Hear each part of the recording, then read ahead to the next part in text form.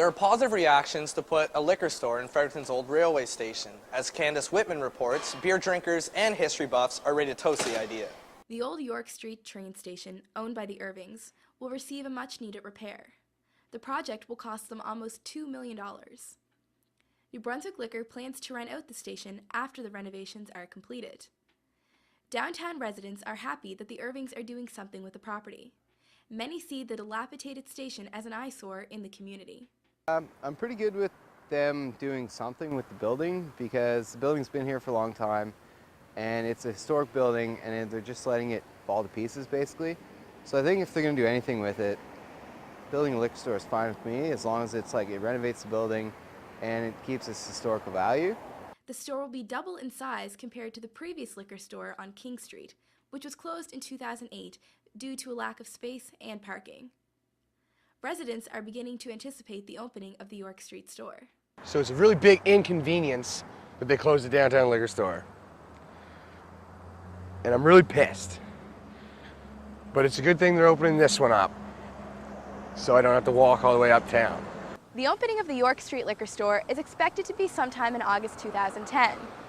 The plans for the store are still in the development process. Once the store is open on York Street, the location off the Atlantic Superstore on Smythe Street will be closed.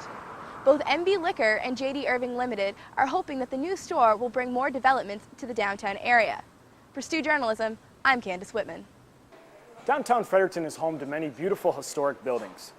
We sent a reporter down to check out the historical walking tour put on by Tourism Fredericton. Emma? I'm Emma Smith, and I'm outside City Hall in Fredericton, where I'm about to go on a historic walking tour of the city. Come on. Many of the city's most well-known structures have interesting stories behind them. This is not the first City Hall building to be standing here. The first two halls were burnt down, giving this square an interesting name. So they like to call this area Phoenix Square because, like the mythical bird, it burns down and then rises from its ashes many, many times. Don't bring open liquor into this art gallery, or the ghost of a disgruntled painter may get you. He was drinking some liquor and he went to the bathroom and he came back and the liquor was gone and all the paintings were slashed up. So it said you're not supposed to bring open liquor up there. Ever wonder why Lord Beaverbrook's head is so small on the statue? Apparently, funds for the material ran out while it was being constructed. Bishop John Medley could only finish the construction of the cathedral after finding an envelope of money from an anonymous donor. Hilary Ball worked with Tourism Fredericton over the summer. She believes it's important to keep these historical buildings up and running. I think there's more damage when people just don't use them. I think of the train station, which is just like falling apart. But I know that there are some problems with like historical buildings getting turned into just residential houses and people doing all sorts of renovations on the inside, like ruining them, which is too bad. The buildings in downtown Fredericton have a lot of history and urban myth that people may not know about. Walking tours like this one give people a chance to learn something new. For Stu Journalism, I'm Emma. You could say that students have two basic needs, food and a computer. One student at St. Thomas University is finding a way to satisfy both of those at once. Here's Alex Solax with the story. This is Alex Solak reporting from St. Thomas University. If you've ever seen that blue screen of death before, you know the trouble that can cause you throughout the day. Computers have become so important to our lives that even a little bit of a problem can cause massive failures in our day-to-day activities. We don't just use computers in our offices anymore. People use computers in the courtyard, the cafeteria, anywhere they can wrangle a Wi-Fi signal. Once a luxury, computers have become a necessity for student life. Of course, anywhere there's technology, there's a potential for things to go wrong.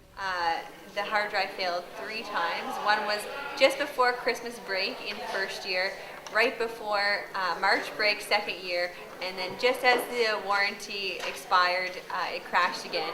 This blue screen came on and it just stayed there for a few days, and I took it to Future Shop and they were like talking about needing a new computer and things of that sort. And I was near tears, it was really sad. And it was pretty much useless after that. And like, because I'm a student, I couldn't really afford to buy a new one until like, I made some money. So where can students turn when they're having computer problems? For right now, Harrington Hall. Once you're in Harrington, you go to Mark Adams. The fourth-year student is continuing a program he started last year called ResTech. Mark has worked as a technician before, so he could have charged for his services, but he decided on a different route. The program offered computer help in exchange for donations to the Student Food Bank. Even though the service was only offered in Harrington, Mark got over 50 donations last year. Well, actually, I just realized that I was pretty good with computers, and a lot of people here might not have the know-how to fix a computer if they got a virus or anything like that. So I decided that I'd set up a shop in my dorm room and just fix people's computers for food. It helps out the students, it helps out the food bank, and it's a great way to meet people. It's early in the year, but Mark is already getting customers. I think it's a great idea because there's a lot of people that need the food, and any way I can help would be great. A steady flow of customers for Mark is good news for the food bank, which is always in need of donations. Shelves were pretty empty to start the year, and demand for food has been up. The food demand has been high this year. I find that generally we have about $75 worth of groceries that moves off the shelves, and I would say it's probably more double that. So I mean that's significant because we have only a small budget, and we depend on the community, the student community, for support. It's all part of a philosophy that Mark developed last year. Well, students helping students is me helping students who then in turn donate money to the food bank, which also helps students. So pretty much I figured out that's how sounded pretty cool, pretty easy way to get people's attention, and works so far. Reporting for Stu Journalism, this is Alex Solak.